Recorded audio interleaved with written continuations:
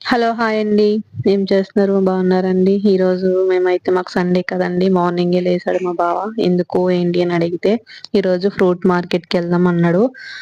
అయితే మా బావ ఫ్రూట్ మార్కెట్ కోసం చెప్తాడు ఫ్రెండ్స్. మనం వినేద్దాం ఫ్రెండ్స్.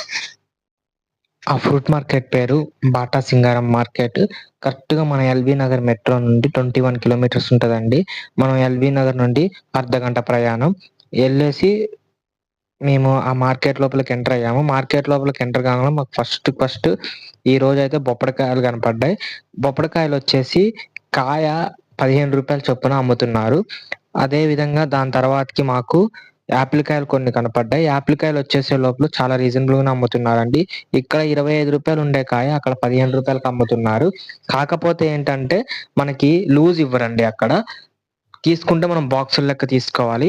బ్లాక్ గ్రేప్స్ వచ్చేసి అంటే నల్ల ద్రాక్ష వచ్చేసి మనకి కేజీ రూ. 35 లెక్క పడుతుంది. అదే మనం ఇక్కడ కొనాలి అంటే పావు కిలో రూ. 30 లెక్క కొనాల్సొస్తది. చాలా రీజనబుల్‌గున్నాయి. పుచ్చకాయలు గూడా కాయ రూ. 15కి రావటం అలా చాలా బాగున్నాయండి.